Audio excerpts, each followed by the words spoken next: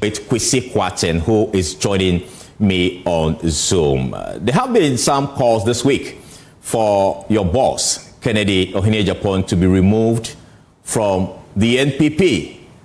You are close to him. What is his response to these demands?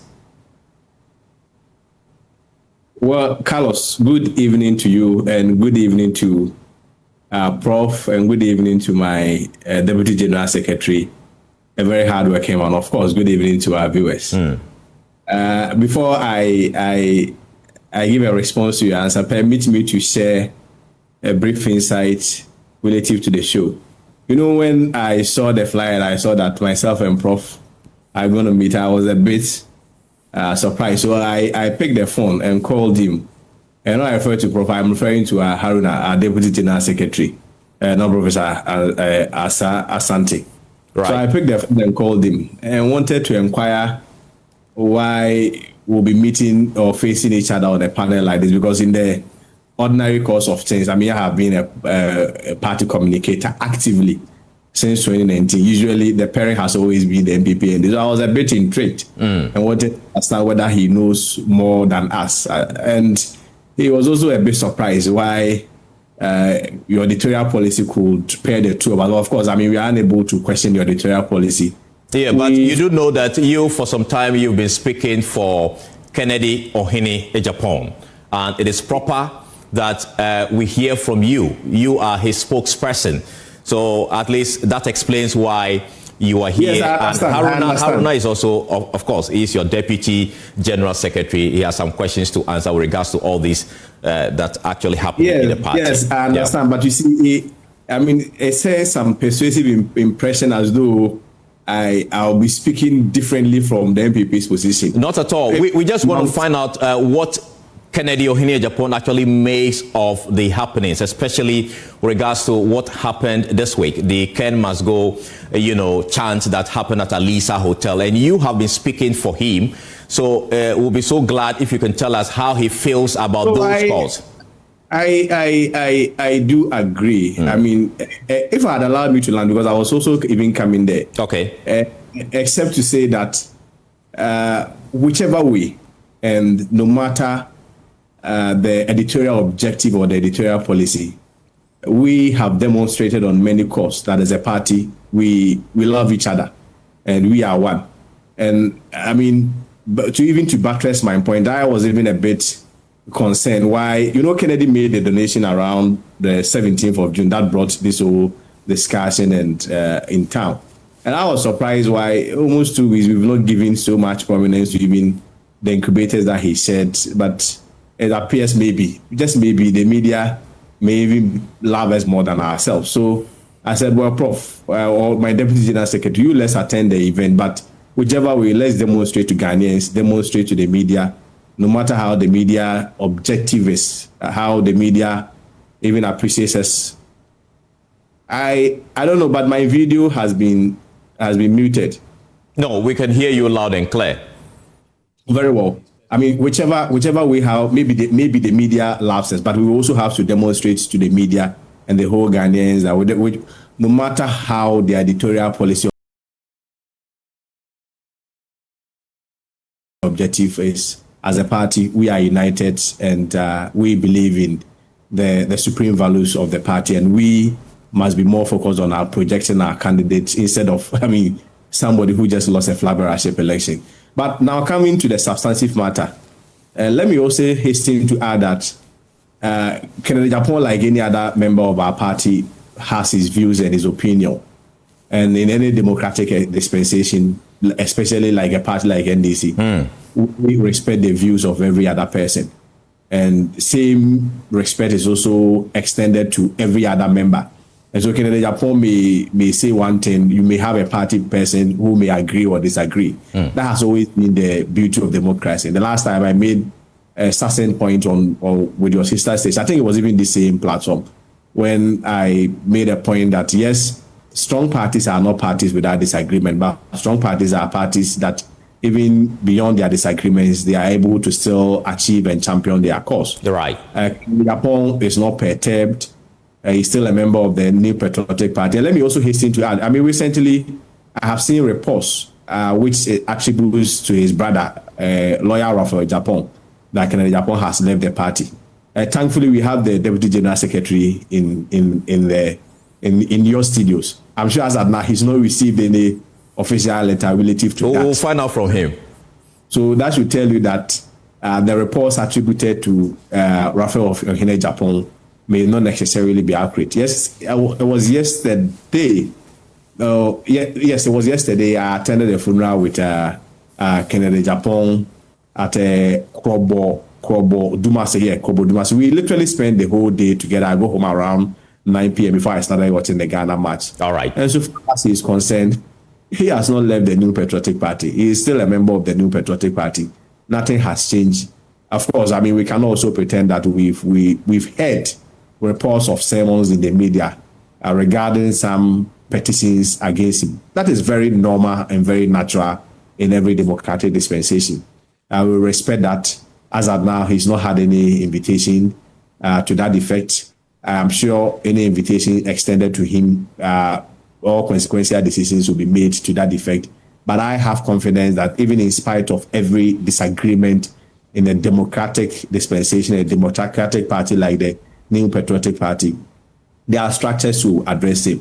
And I have full confidence in the Bawumia-led party. I have full confidence in our leadership. I have full confidence in the entire structures of the New Patriotic Party that ultimately we will be able to address this matter. Okay. And maybe subsequently, we probably, especially with the help of the media, also focus our attention on the new and the NDC.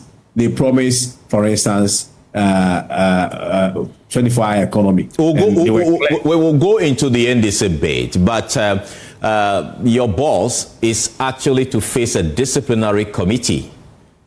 Will he avail himself? If there has not been any invitation extended to you on... Kindly turn on your video so we see your handsome face as we talk to you. Initially, I'm sure because you were playing the insert, so I was muted from your end. So thank you. I've just put it on. Right. You see, Kennedy has always been a law-abiding citizen. Kennedy has been a member of our party since its inception. He loves the party, a deeply invested member of the New Patriotic Party. I'm not sure he would ordinarily do anything to ruin the future or the fortunes of our party. The party is rebuilding. We are re-strategizing. Relative to the question that you asked specifically, there has not been any invitation extended to him. So I am not sure it is proper for anybody to speculate. For all you know, the party leadership may even feel that at a time like this, it's proper to engage rather than probably even taking the disciplinary route. And I've always maintained that disciplinary committee or disciplinary action is not a death sentence. A disciplinary action is not a court summons. Disciplinary action is essentially saying that, well, you are invited to access us to answer questions on this matter. I'm not sure the Kennedy Agyapong I know is beyond that. But you thought that he should have been engaged rather than, brought before the disciplinary committee, right? No, you see, there are structures of the party. I mean, I'm a lawyer, so at least I also have a fair understanding of how structures and procedures do work. You see, it is not as though the party just felt that we have to summon Kennedy Agyapong before the disciplinary committee. The reports that I've read in the media has always been that there has been petitions against him relative to some comments that he made. And that's why I was very clear and precise in my earlier introduction that in our party, we believe in disagreements. We believe in free speech. I mean, remember recently, we're all in the media defending Adorye for free speech. It's not everybody in the party that agreed with such a position, but ultimately we must agree to disagree. I had my own opinion. People may have their own reservations about it, but our public position was that Adorye exercise his right. So you thought Ken Ofori Agyapong's comment he made comes under that category of being a free speech, but the party disagrees with what he said? Is that the point you're making? That's not the point I'm making. That's not the point I'm making. The point I am making is that the party believes in free speech. So when a party believes in free speech, the party makes room for disagreements. And so even if the party disagrees or elements of the party disagrees with its position, there's prescription for it. And one of the prescription requires that you petition the party for redress. And I'm saying that so far as we are concerned, we have heard reports that people have petitioned. So it is not the case that, so I think the distinction ought to be made clearly. It is not the case that the NPP is after Kennedy Agyapong. No. It is a case that members within the NPP who disagrees, and I've made an earlier introduction that it is natural for people to disagree with others, who disagree with the position of Kennedy Agyapong has petitioned the party. And I am telling you, and I have the assurance that the party has structures to address such differences and such disagreements among party members. So I feel, for me, I mean, honestly, I feel that the issue has been blown out of proportion. It has been overly been sentimental. Okay. Yesterday, for instance, I had the opportunity to watch News File. I mean, Samson is somebody that I have so much respect. We are even in a case with him at the court. He's represented the other side. Myself and Lawyer Rafi are representing Kennedy Agyapong. But I felt that the structure of his questions were just designed to kind of set we would not want to go into that for now. But before I come to Haruna, quickly, just 30 seconds. 30 seconds. But you are interested in going to because of time. Because we are running. We seem to be running out of time. So, no. So kindly give us some time. Did you see this Ken Must Go, campaign? Did you see it coming? I saw the footages on social media. Not the footage. Did you see this coming from the party, for that people were going to actually petition that a staunch member of the party, Kennedy Agyapong for that matter, calling for his removal from the NPP, from his camp or his side? Did you see that coming? I mean, this is a very tricky question, but I'll give you a response. I mean, I understand the politics of it as somebody who is politically exposed. And I also understand the principle behind it within the remit of the law. The principle has always been that in every democratic dispensation, people have a right to demonstrate. And I think they exercise their right, which we respect. At the end of the day, assuming even without admitting Kennedy Agyapong is invited and he even honors the said invitation, he also have his day before the disciplinary committee. Okay. That is just based on value. Then on the politics of it, I think it is normal. It is really a non-issue. But for me, what is most important for me as a spokesperson of Kennedy Agyapong, who is still a member of the New Patriotic Party, and also as a member of the New Patriotic Party and part of the National Communications team, is to promote the unity of the party. That regardless of differences, regardless of how people disagree with our position, there are structures to address it. And I have confidence that leadership will be demonstrated, just like leadership has always been demonstrated. And Ken is also committed to supporting the party to chart that path, right?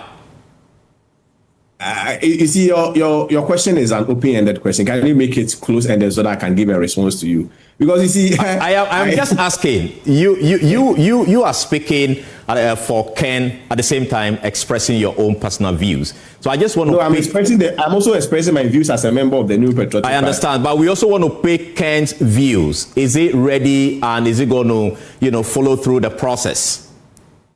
Process of? Are you talking about the disciplinary process? Of course, yes.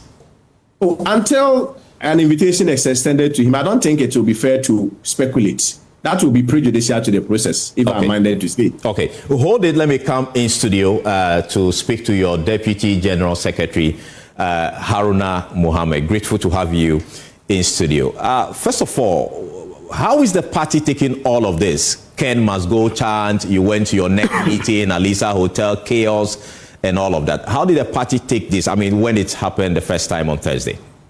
Thank you very much, Carlos.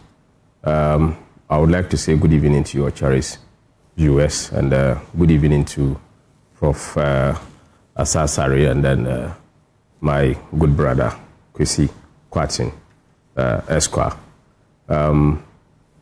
It is very interesting that we'll be having this conversation, and like he started his line of communication, usually when officers of the party has to come into an internal matters, we don't usually have banter or that kind of conversation with party officers who are speaking for officers of the party who have vied or seek to vie for positions.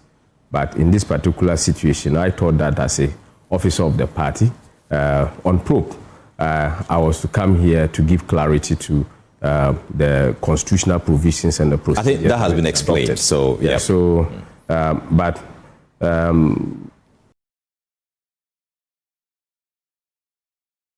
as the matters are being put, I think that in every political party, you would have one of those particular issues that you have to attend to. And this is not new to the New Patriotic Party, and this is not also new to the other political parties. And we have, as a political party, set ourselves and we have touted it, and which is true, that we are the pace setters of democracy in Ghana. And I respect Kweku Annan a lot with the tone and the manner in which he has gone on with the conversation. And I think that the New Patriotic Party should be commended for some of these particular critical decisions that we take and the procedure, the route in which we go about it. You remember that of the NDC in 2005 when they went for the Kofridua conference. You saw what happened. Francis Esiamen was whipped with horse whips. The national chairman, Obeda Samoa, was whipped with horse whips. And Bitzidin and Co., they were all whipped with horse whips. This was the channel in which they decided to address their internal grievances. But we have always ensured that internal grievances within our party must go through the procedure. The party has received petitions from individuals within the party. And the party's rule, per the constitution of the party... How many petitions have you received? 10. From Kennedy Agyapong? 10. 10 petitions? Yes. So, per the provisions of the party's constitution in Article 4.6, Article 436D, and if you permit me, I read. Yeah, you may. A complaint against a member of parliament or former member of parliament shall be made to the National Executive Committee, and in case of a member of the National Executive Committee, to the National Council, both of which shall be filed at the National Office through the General Secretary. So the General Secretary's office has received that. So he has to ferry that to the National Executive Committee for discussion, which was done. And if you read our party constitution carefully in Article 3 of the party's constitution, per membership, that is right of members. And if you permit me, I read 2. A member shall have the right to be heard whenever their activities and conduct are in question and under consideration by the party. So this is clearly the procedure that the party has taken. And whilst we have referred the matter to the disciplinary committee, I don't think that there is much to be discussed until the disciplinary committee's report comes, which will be a subject matter of discussion at NEC or council. So on this particular basis, I want to put it clearly that this has been referred. We'll wait on the outcome of the committee, which will be a subject matter of discussion at NEC. What are the likely outcomes? If I knew the likely outcomes, I would... No, per your constitution in issues like this. Until the matter is being heard, and then the gravity of the matter and the issues that are put before the committee that is discussing that, you might not be able to tell how it's going to look like, because the turn of events within the discussion and the report that is coming will determine the likely outcomes that will be recommended to the National Executive Committee. Okay. So it will be prejudicial for me to determine what it is going the outcomes will be. But Kweku Annan tells us this evening that Kennedy Agyapong is yet to receive a formal invitation. It is left with me to confirm from the disciplinary committee whether they have issued, because when it comes to issues of disciplinary matters, the General Secretary ferries the petition to the National Executive Committee. The National Executive Committee refers the matter to the disciplinary committee or which any other body that the party thinks that this matter should be discussed with. So when that is done, it is left with the committee in question to issue a letter of appointment with or to the person that has been invited. So unless I confirm, because I haven't been able to confirm whether he has received or not, because this is an independent body that is seized with the power to deal with disciplinary matters. So I cannot tell from where I sit to now, because the Secretariat is not in charge of the issuance of the invitation. Okay, my final question on this particular one. We saw the minority leader, Afenyo Markin, also at a Lisa Hotel. His vehicle was blocked in that video, and people were trying to understand the connection between Ken Must Go chant and why the group was trying to bring Afenyo Markin into it. Is the party concerned about that particular development? Well, we saw the videos, and the head of security at the party headquarters was asked to bring a report on what actually happened at the outside. But we haven't received, or if my boss has received that report, I've not had the possible this thing to have looked at it. So I can't tell. But at least you've seen those on social media. Yes, but I cannot look at the video and see whether it was an attack. But I can say that it was like a crowd management. So once such a thing has happened in front of where we were having the meeting, it is left with us to ask our security details to check and give us a report. So that's the very video on what happened. So we need to get the report before we can make an official comment on that.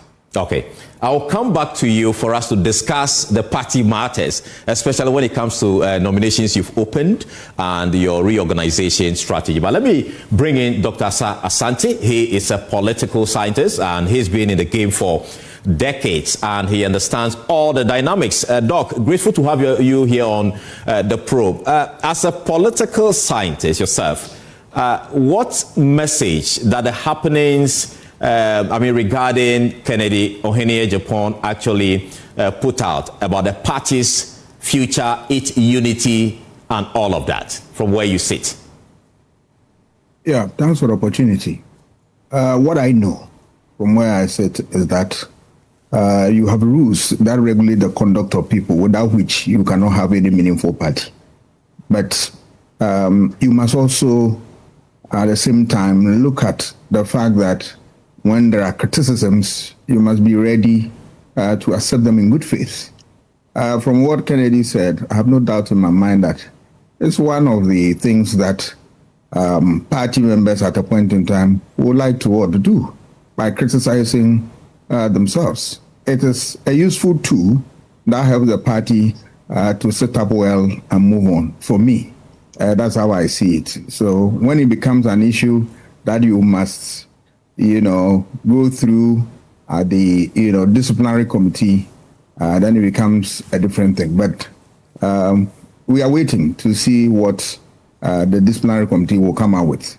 Then we can have a meaningful conversation on that. But I believe that in matters of criticism, the party should develop thick skin and must be able to accept it and move on, because criticisms are nothing but the oils that grease up the wheels of governance, without which it grinds to a halt.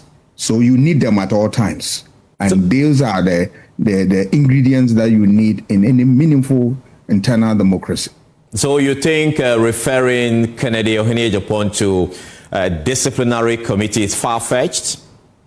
Well, I believe that, yes, the people have their right to send petitions and all that. But I also believe that the party must accommodate criticisms.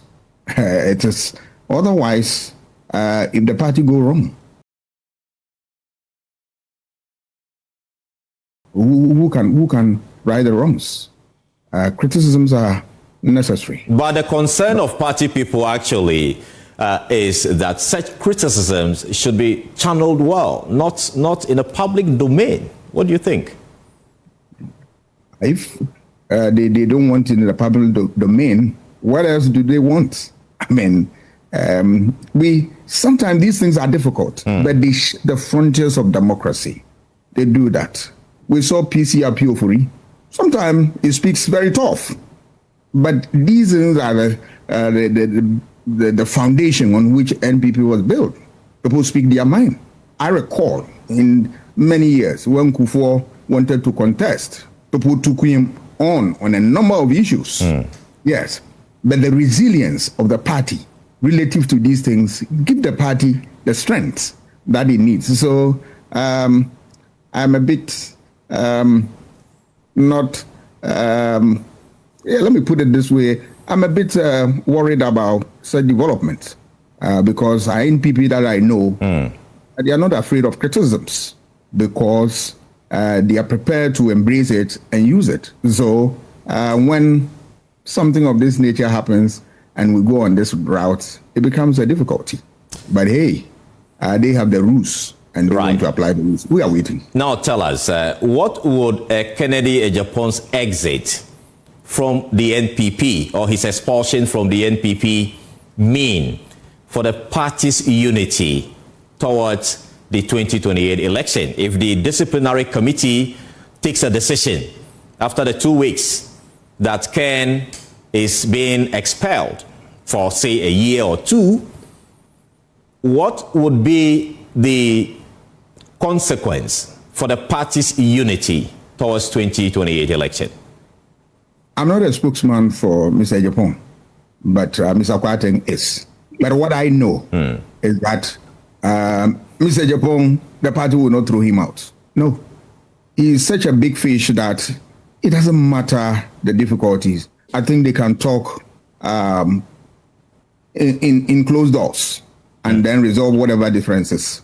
Because like it or not, Kennedy, it's one of the important personalities within the party. And he's done so much for the party that you want to have him at all times. Yes, he's not new in terms of his public outbursts and all that. The party has dealt with these things for a very long time. So I believe that they will not get there, especially when the leader of the party now moving around, trying to extend an olive branch to people. They think that they are being wrong or there are difficulties with them and all that. He has started that, visiting people in the home. That's a good thing. So if this thing comes in and then it takes another dimension, then it becomes a stab at the back of Bawumia. And I'm not sure it will bode well for a party that is in opposition and is looking for increased number of people to be able to restore power from the NDC. But what would that mean for those, the 10 petitioners who have petitioned the party, who feel aggrieved and want the disciplinary measures taken against Kennedy Agyapong just because Ken is a staunch member, is a pillar, and he should let off the hook? What would that mean for those who feel in the party that Ken must go? Yeah, are they saying that criticisms are not part of the way NPP, organize themselves, organize the party? Yes, they have their right to petition. But that is not, the fact that you have petitioned doesn't mean that you get what you want. It can be a different story. But all that I'm saying that there are tactical moves that political party you need to be able to observe if you really want to maintain power. I have said it and I'll repeat it, that in politics, when you want to have power, you need what? Strategy.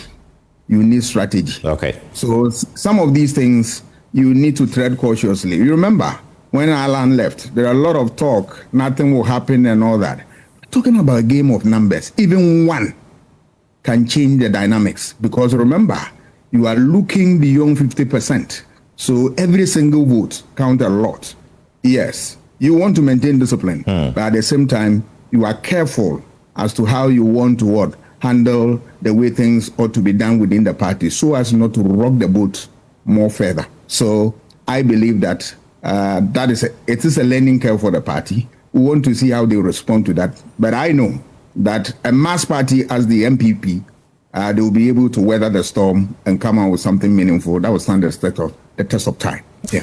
Thank you so much, Dr. Asante is a political science lecturer at the University of Ghana. Grateful for your time here on the probe. And let me give you the final word, Mr. Kwateng, before I come in studio to wrap up. You are sure that this will, turn out well for the party's unity going forward, right?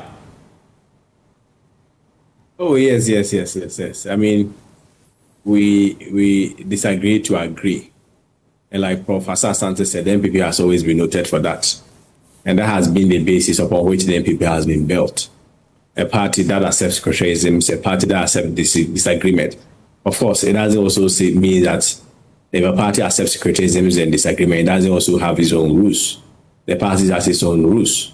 And of course, it's the same way that the party envisages that there could be excesses, and even beyond excesses, so there could be disagreement. And there's a more reason why the party constitutions provide for remedies and prescriptions when such disagreements occurs. It's just like the country Ghana. I mean, we'll have laws. The idea about the laws is to prevent people from committing offenses. But yes, so you still have people committing offenses. But of course, the constitution gives prescriptions that when people commit offenses, or even when there are disagreements on the offenses, people or disagreement on behaviors, there are still remedies for that. So I mean, I have confidence in the party structures. But I mean, in ending, let me also hasten to add that I mean, this is a time to call for engagement, extensive engagement, extensive cooperation. We have to also deepen our reconciliation effort, deepen our dispute resolution mechanism. And then we also, send a word of caution to, party members who are on social media. After election, we do not have anything like Ken's camp. We do not have anything like Bawumia's camp. Neither do we have Brian or Duchungo Kwabena Agyapong's camp. We only have one new patriotic party. And our biggest opponent has always been the NDC. And so we must be very measured in our discourse. We must be very measured in how we write, and we must be measured in how we want to cut each other on his knees. Ken, as I speak, is still a member of the New Patriotic Party. Of course, unless of course maybe Prof is able to let me know that he's sent in his resignation, which I'm not sure he's done anything like that. So let's protect him. Let's protect his institution. Ken has almost become like an institution in the New Patriotic Party. He's bigger than the NPP. Oh, this is a leading question. How can an individual be bigger than the NPP? No, an individual will obviously not be bigger than the NPP, but obviously the party also requires individuals to build. That has always been the strength of every party. So we'll galvanize on our strength, address our differences, address our disagreement. We'll be measured going forward, and make sure that we present a united and one voice ahead of 2020. And I have full confidence that when we're able to do that, at 2028, Dr. Bawumia should be recording around 64%. We pray so. Thank you so much, Kweku Annan. He speaks for Kennedy Agyapong. And let's go to social media. The conversation is just starting there. Let me read a few of your messages. This one is from Blessed Assurance, and he said for Ken Ofori Agyapong, they can get him out, but with the intention that the Bawumia is not getting nowhere near the Flagstaff House. Another viewer said, Jennifer Pong, she said, if the NPP had the edge of winning 2028, they wouldn't be wasting time on this issue, but they clearly have too much time on their hands for frivolous argument. And Batamia Hero said, Kwesi not boy, don't we see? No, I don't think I would want to read this particular message. Thanks for watching. Like and share the video. You can also drop your comment. Please don't forget to subscribe.